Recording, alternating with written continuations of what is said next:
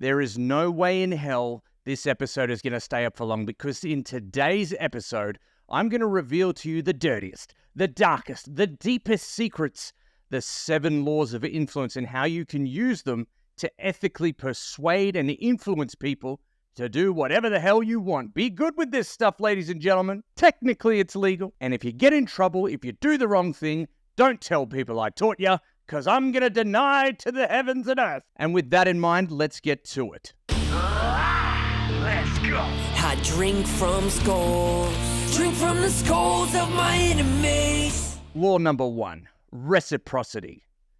People don't like feeling that they owe people stuff. So if you give someone something of value, whether it's a physical gift or it's some sort of educational thing, something that serves them, they will be inclined to want to give something back to you, because if you're anything like me, you don't want to owe nobody.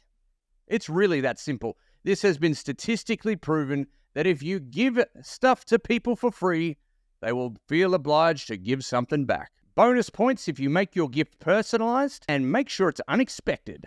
That'll catch everyone off guard. Law number 2, scarcity. People want what they can't have. People want what they don't have. So if there's an abundance of something, no one wants that shit. Crazy humans. That's what we're like. Think about how much more you want something if you know there's only 5 of them left, or 3 of them left, or, God forbid, it's the last one available. Think about places like Booking.com or Trivago, where you see there's only 2 rooms left, only 1 room left. You've got to act now. But you have to be intelligent about how you do your scarcity.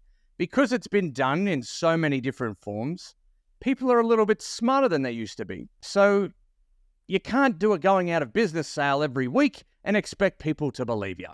No offense, rug guys, but let's get a new trick.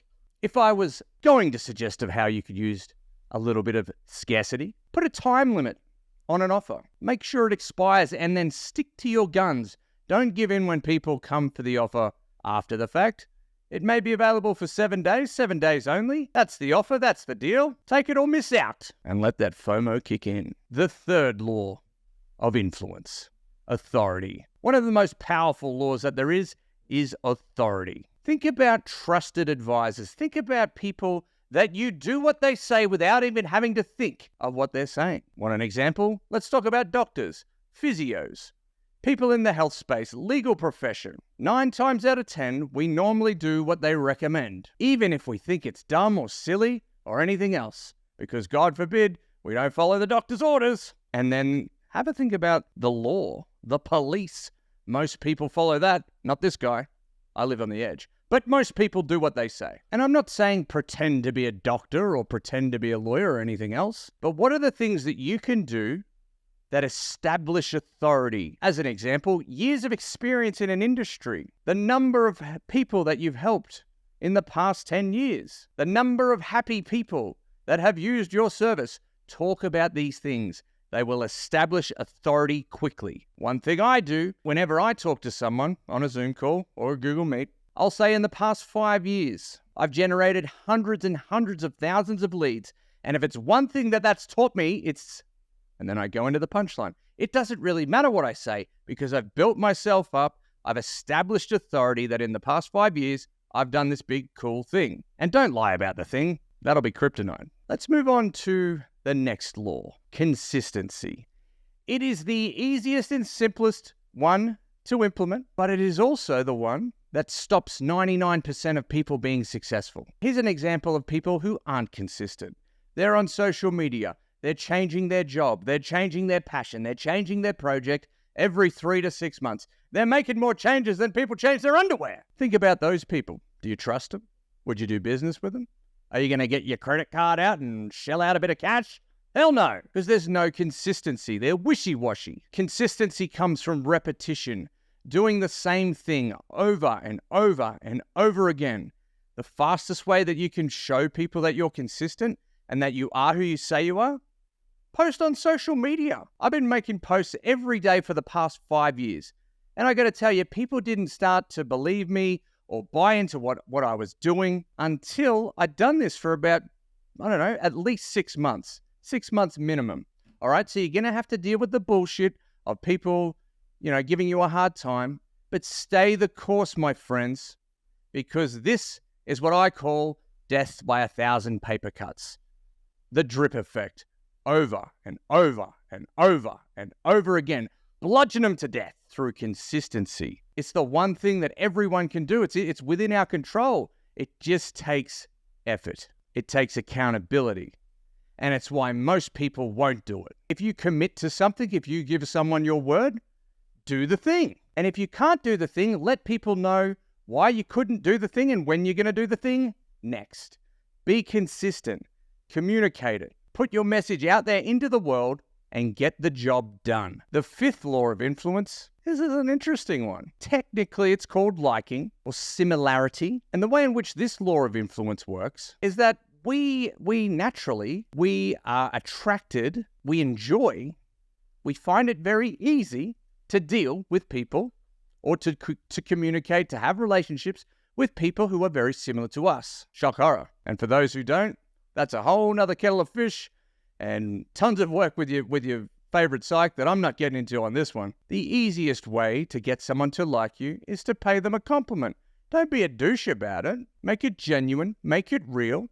Compliment people. Communicate with them. And find a way to be cooperative and to achieve a mutual goal. We want to communicate with people. We want to find that common ground. Fastest way to get some common ground?